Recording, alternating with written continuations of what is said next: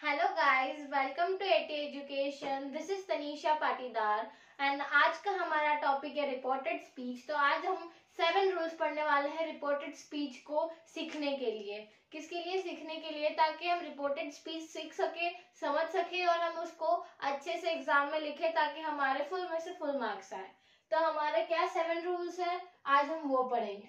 पहला rule, written in the past tense, यानी कि रिपोर्टेड स्पीच जो होती है वो पास्ट टेंस में लिखी जाती है फ्रेंड्स। किसमें? पास्ट टेंस में लिखी जाती है। एग्जांपल्स भी दिए हुए हैं मैंने। एग्जांपल क्या हो गया? इज का पास्ट टेंस क्या होगा? वॉज। आर का वर। हैज का हैड। हैव का हैड। हैव का भी हैड ही रहता है और हैज का भी रहता है। विल का वुड एंड शैल का should.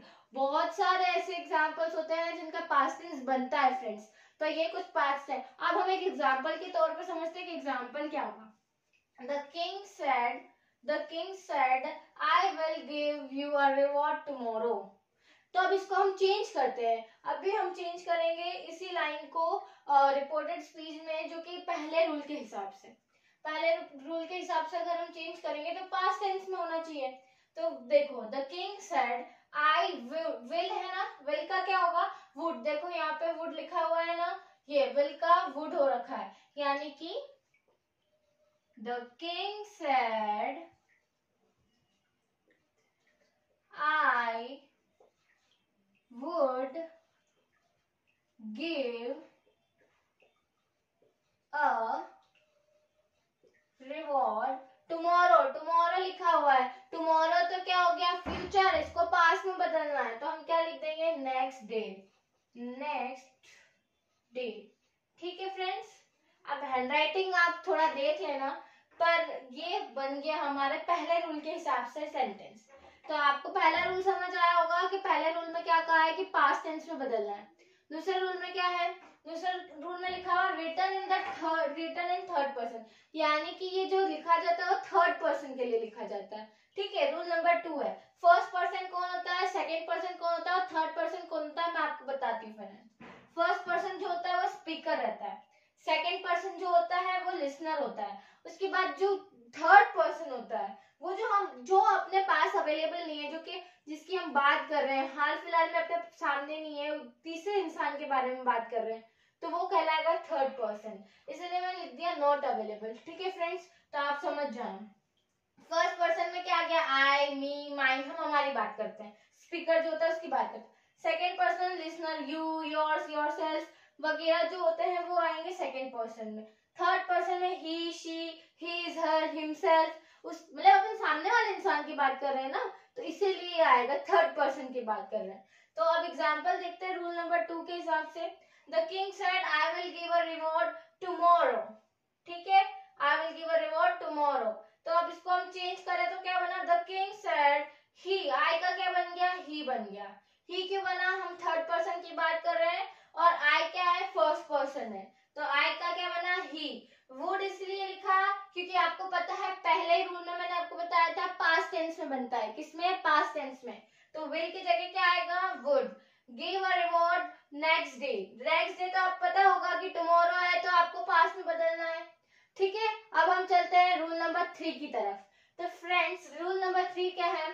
When the speaker asks question which can only be answered in yes or no, जब ऐसा ऐसा जब स्पीकर जो होता है ऐसा क्वेश्चन पूछता है जिसको आप केवल यस और नो में आंसर दे सकते हो, तब आपको क्या ऐड करना पड़ता है? तब आपको ऐड करना होता है इफ और वेदर। इन दोनों को लगा सकते हो आप, केवल इन दोनों को लगाना होता है रिपोर्टेड स्पीच में रूल नंबर 3 के हिसाब से। कैसे? अगर आपको यस और नो में ही आंसर देना है, देखो मैं आपको एग्जांपल के तौर पे बताती हूँ। The king asked do you want to enjoy your life. उसने क्या पूछा कि आपको आपकी लाइफ एंजॉय करनी है, तो आंसर हमने क्या बनाया थर्ड रूल के साथ? The king asked. आस्क के बाद क्या आएगा? If he wanted to enjoy his life. समझ आया फ्रेंड्स? अब रूल नंबर 4। रूल नंबर 4 क्या है? When the speaker speaks a sentence, यानी कि जब स्पीकर जो है वो एक सेंटेंस बोलता है तब आपको, और उसके पीछे फुल स्टॉप है, नॉर्मल सेंटेंस बोल के और उसके पीछे फुल स्टॉप आ रहा है, तब आपको क्या लगाना है? ऐड करना है दैट। क्या ऐड करना है, दैट। जैसे कि the king said our kingdom is safe from enemies. Normal sentence है आपके सामने, इसके पीछे फुल स्टॉप भी लग रहा है, नॉर्मल है, ऐसा कुछ नहीं। तो the king said that his kingdom was safe from enemies. ठीक है, इज क्यों, इज की जगह वाज आएगा क्योंकि पास में करना था। ठीक है, अब रूल नंबर 5 की तरफ चलते हैं फ्रेंड्स।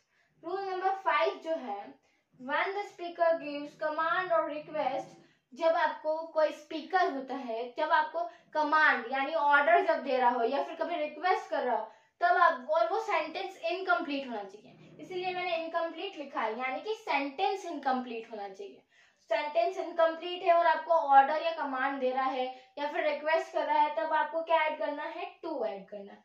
क्या ऐड करना है फ्रेंड्स, टू। जैसे कि the king told get out of here, get out of here. ठीक है, तो अपन क्या लिखेंगे, the king told, to, told के बाद यहाँ पे क्या आएगा, टोल्ड के बाद टू आएगा, गेट आउट फ्रॉम हियर। ठीक है फ्रेंड्स, ये हमारा था रूल नंबर 5। अब हम चलते हैं रूल नंबर 6 और 7 की तरफ, ताकि हमारी रिपोर्टेड स्पीच अच्छे से क्लियर हो सके। रूल नंबर 6 है हमारा फ्रेंड्स।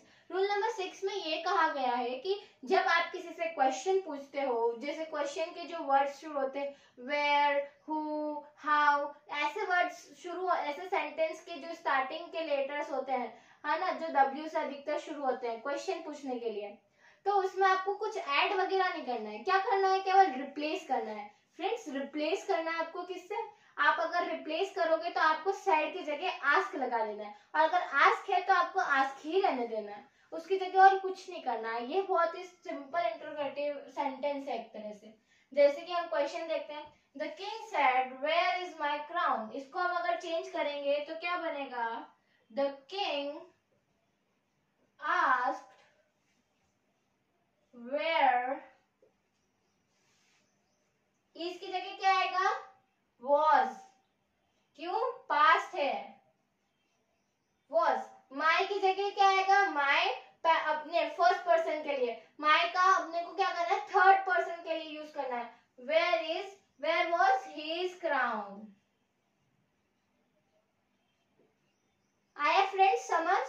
नेक्स्ट क्या है, रूल नंबर 7। रूल नंबर 7 कह रहा है, do not change the dialogue into past tense, यानी कि हमें बाकी सब हम पास्ट टेंस में कर सकते हैं, पर अगर जो यूनिवर्सल ट्रूथ वाले डायलॉग जो होते हैं, यूनिवर्सल ट्रूथ है, उसको आप पास्ट टेंस में नहीं कर सकते हो। मैं आपको एग्जांपल के जैसे समझाती हूँ।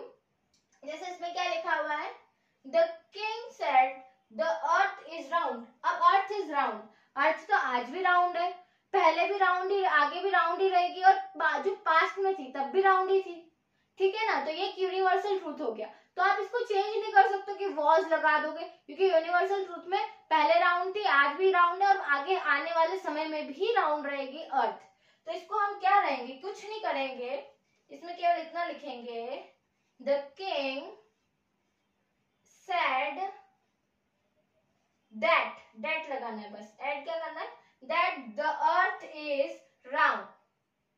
ठीक है, इसकी जगह आप वॉज भी नहीं लगा सकते, क्यों, क्योंकि ये यूनिवर्सल ट्रूथ है। तो फ्रेंड्स, आई होप कि आपको ये 7 रूल समझ आए होंगे डायरेक्ट रिपोर्टेड स्पीच के। तो आपको अगर ये वीडियो पसंद आया हो तो आप इसे लाइक, शेयर और सब्सक्राइब जरूर करिए। Thank you.